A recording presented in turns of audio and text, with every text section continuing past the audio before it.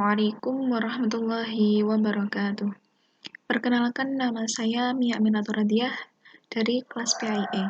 Di sini saya akan menerangkan esai saya dalam tugas mata kuliah Sosiologi dan Antropologi Pendidikan yang berjudul Pendidikan pada Masa Pandemi COVID-19 dalam Perspektif Sosiologi Pendidikan. Yang pertama, saya akan menerangkan tentang pendidikan.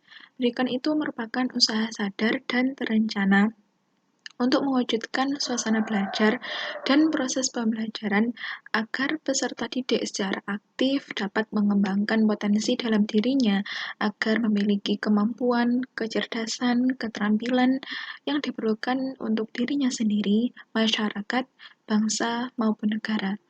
Adapun sosiologi itu merupakan suatu kajian ilmu yang mempelajari antara hubungan masyarakat dengan masyarakat, individu dengan individu, maupun individu dengan masyarakat.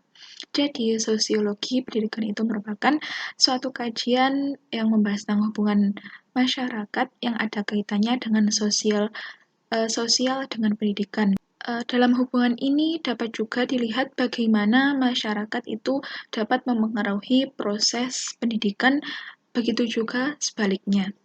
Pada saat ini, pandemi COVID-19 telah mengubah berbagai aspek kehidupan manusia, khususnya terhadap dunia pendidikan. Pemerintah menerapkan kebijakan social distancing maupun physical distancing untuk meminimalisir penyebaran COVID-19.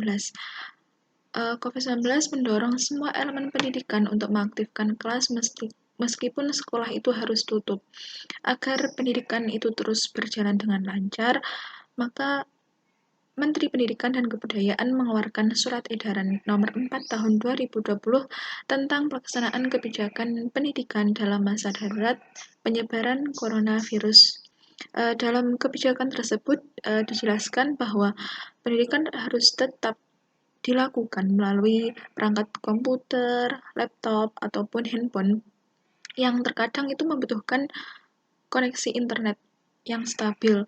Dalam dunia pendidikan, melakukan pembelajaran melalui grup di media seperti WhatsApp, Facebook, Instagram, ataupun YouTube, televisi, atau aplikasi pendukung lainnya seperti Google Classroom, ataupun via Zoom, via Google Meet.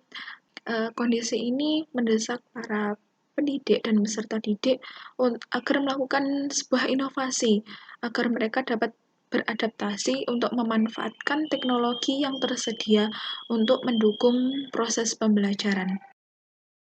Dalam pandemi COVID-19 ini terjadi perubahan sosial pada masyarakat dalam bidang pendidikan yang dapat diklasifikasikan menjadi 5, yaitu yang pertama perubahan personal. Perubahan ini terjadi perubahan yang terjadi pada peran dan fungsi guru yang awal mulanya sebagai subjek atau sebagai peran utama dalam proses pembelajaran sekarang hanya menjadi peran kedua, yaitu menjadi pendamping yang tergantikan oleh orang tua dalam mendidik anak. Dengan perubahan ini diharapkan orang tua memberikan lingkungan belajar yang nyaman terhadap anaknya agar mereka dapat tetap mengembangkan potensi yang dimilikinya. Yang kedua yaitu perubahan struktur sosial. Dalam masa pandemi COVID-19 ini diharuskan untuk menggunakan teknologi pembelajaran daring ataupun online. Tentu akan mempengaruhi perubahan cara kerja proses pembelajaran di sekolah dalam memberikan pelayanan pendidikan. Yang ketiga yaitu perubahan fungsi-fungsi struktur. Dalam masa pandemi COVID-19 ini, peran teknologi menggantikan semua peran orang tua dan guru dalam proses pembelajaran. Untuk menguasai ilmu pengetahuan, anak dituntut untuk menguasai teknologi informasi, sehingga proses pembelajaran bisa berjalan dengan lancar dan memiliki manfaat bagi peserta didik untuk kesuksesan di masa yang akan datang.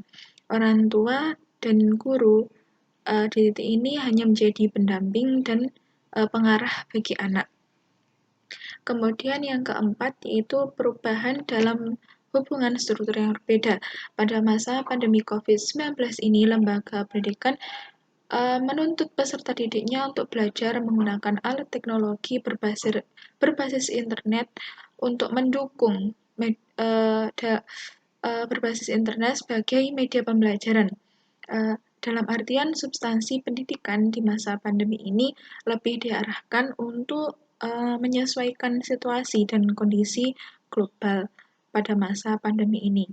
Yang kelima yaitu kemunculan struktur baru. Di masa pandemi ini, perubahan ini tentu akan menuntut kemunculan pendidikan baru, yaitu penerapan pembelajaran daring ataupun online yang cukup belajar di rumah. Sekian presentasi dari saya. Apabila ada kurang lebihnya, saya mohon maaf. Akhiran, wassalamualaikum warahmatullahi wabarakatuh.